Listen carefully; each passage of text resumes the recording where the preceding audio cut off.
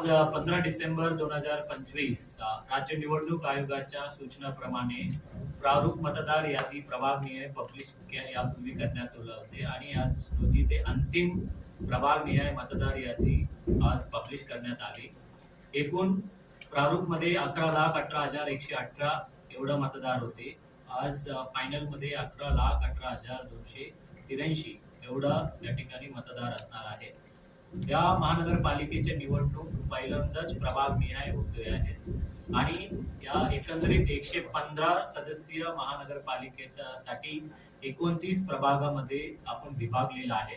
त्यामध्ये 28 प्रभाग हा 4 सदस्यीय प्रभाग असणार आहे। 29वा प्रभाग जे आहे ते 3 सदस्यीय प्रभाग असणार आहे। यासाठी या 29 प्रभागाच्या निवडणूक घेण्यासाठी 9 निवडणूक निर्णय अधिकाऱ्यांचा नेमणूक करण्यात आलेले आहे।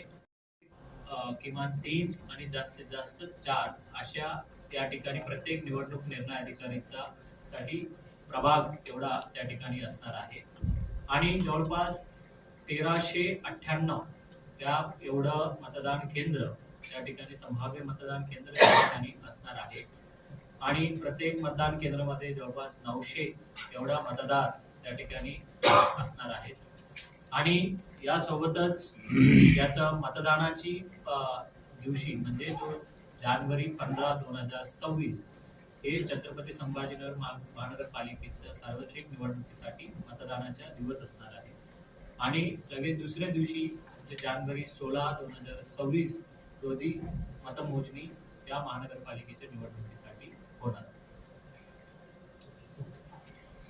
सर्व महानगरपालिकेच्या निवडणूक निर्भयपणे, निपक्षपातीपणे, शांतपणे पार पडण्यासाठी आचारसंहिता कक्ष असणार आहे। प्रत्येक झोनल अधिकाऱ्यांना ही सूचना ऑलरेडी आदेशित करण्यात आलेली आहे की जसं माननीय निवडणूक आयोगाच्या घोषणा झाल्यानंतर लगेचच आचारसंहिता त्या ठिकाणी लागू होऊन जातं। त्यामुळे मी सर्व राजकीय पक्ष, सर्व उमेदवार आणि सर्व लोकांना निवडणूक आयोगाच्या नियमाचा तंतोतंत पालन करावा असे मी आपल्या मार्फत विनंती करतो।